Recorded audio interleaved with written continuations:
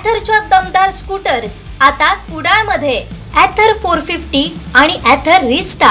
आजच भेट द्या Ather showroom, Mumbai Goa highway, Kudal, hotel spice कोकणच्या समोर. संपर्क 9730 10 64 77. कणकवलीत उपनगराध्यक्ष पदासाठी सुशांत नाईक यांनी आपला नामनिर्देशन अर्ज दाखल केला आहे.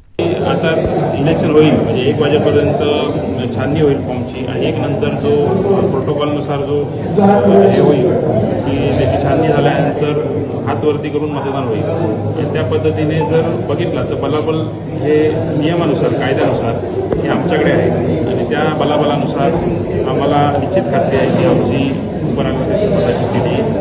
पण आमची लोकशाही मानणारे आम्ही जनता आहोत. त्यामुळे समोरच्या गटात जेव्हा फॉर्म भरला गेला त्यावेळी ह्या निवडणुकीला समोर जाऊ त्यानंतर जो निकाल लागेल त्याला आम्ही स्वीकारतो.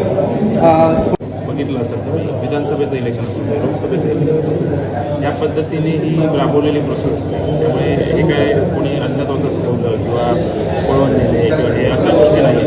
हे प्रोटोकॉल असते आणि त्या प्रोटोकॉलनुसार एकत्र नगरसेवक राहणं ही गरज असते आणि त्या पद्धतीने ते एकत्र राहिलेले आहेत आणि त्या पद्धतीने ते एकत्र या सभागृहात येतील आणि आपला जो मतदानाचा हक्क आहे या उपनगराध्यक्ष पदासाठी असेल पदासाठी बजावतो हा तुम्ही बघितला आहे की ह्या पद्धतीची रणनीती सगळेच पक्ष आखत असतात. हे लोकसभेला असून दे, विधानसभेला असून दे, नाही तर नगरसेवक पदाला असून दे किंवा उपनगराध्यक्ष पदाला असून दे. या पद्धतीची रणनीती आखलेलीच असते. सिंधुदुर्ग बँकेला असून दे हे आम्ही बघितलेलंच आहे.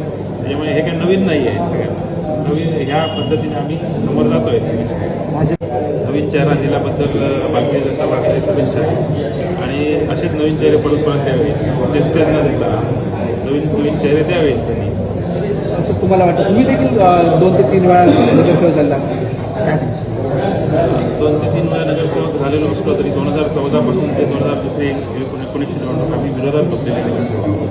मी विरोधी पक्षाचं पण काम केलेलं आहे आणि विरोधी पक्षाचं काम करताना जो काय अनुभव माझ्या पाठीशी आहे त्या पाठीशी घेऊन पुढे जाणारे आम्ही माणसं आहोत. त्यामुळे पुढे हे जे विरोधी पक्षाचे जेव्हा काम करतो तेव्हा समस्यांना खूप समोर जावं लागतं. कार्यकर्त्यांच्या असतील जनतेच्या असतील या समस्यांना खूप समोर जावं लागतं. त्यामुळे त्या पद्धतीने काम करण्याची संधी मला पहिल्यांदा मिळाली आणि नंतर सत्य देण्याची संधी आता मिळाली. त्याबद्दल खरोखर हा अनुभव घेऊन पुढे जायचा आहे आणि त्यामुळे आम्हाला लोकांची जनतेची थोडीशी तरी माहिती आहे.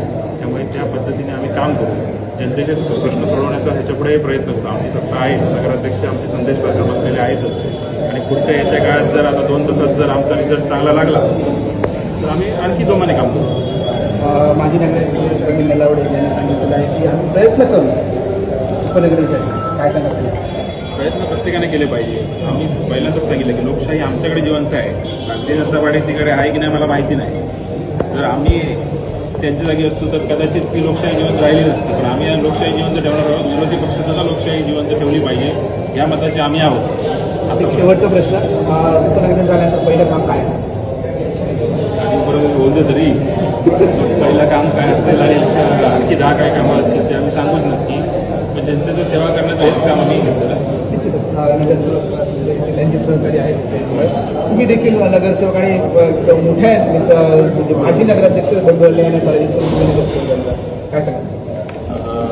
खरं म्हटलं तर आजचा जे उपनगराध्यक्ष पदाची जी निवड आहे त्याबद्दल पहिलं मी बोलू इच्छितो. आमचे नेते सुशांत नाईक यांना असं आघाडीमार्फत जे उपनगराध्यक्ष पदासाठी जी जाहीर झाले त्याबद्दल आम्ही त्यांच्या सगळ्या नेत्यांचं मी आधी आभार मानतो आणि मला खात्री आहे की सुशांत नाईक हे उपनगराध्यक्ष म्हणून निवडून येतील आणि त्यांचा जो एक मागील 10 ते 15 वर्षाचा जो अनुभव आहे नगरपंचायतमधला आणि यावेळेला त्यांना नक्की सत्तेमध्ये उपनगराध्यक्ष म्हणून काम करायची संधी मिळेल. त्याचं ते नक्की संधीचं सोनं करतील याची मला खात्री आहे. काय सांगाल? तुम्ही देखील एक बलाढ्य उपनगराध्यक्षाला पराजित केलं. झाले त्याला बरेच दिवस झाले. आजच्या दिवसाबद्दल तुम्हाला बोलायचं होतं. निश्चितच उपनगराध्यक्ष पदासाठी शुभेच्छा दिलेल्या आहेत. नेमका उपनगराध्यक्ष कोण होतं हे देखील पाहायला होणार आहे. काही वेळातच आता ही निवडणुकी सुरू होईल आणि त्यानंतर उपनगराध्यक्ष कोण आहे, शहर विकास आघाडीचा की भारतीय जनता पार्टीचा, हे देखील आता पाहावं लागणार आहे. कारण शहर विकास आघाडीकडून सुशांत नाईक यांचं नाव निश्चित करण्यात आलेलं आहे. त्यांनी देखील नामनिश्चित अर्ज दाखल केला आहे. तर दुसऱ्या बाजूला भारतीय जनता पार्टीकडून राकेश राणे यांनी नामनिश्चित अर्ज दाखल केला. त्यामुळे कोणाला उपनगराध्यक्ष पद मिळतं हे आता पाहावं लागणार आहे. त्यामुळे साहिल बागवेसह उमेश बोर्डे, कोकण सात.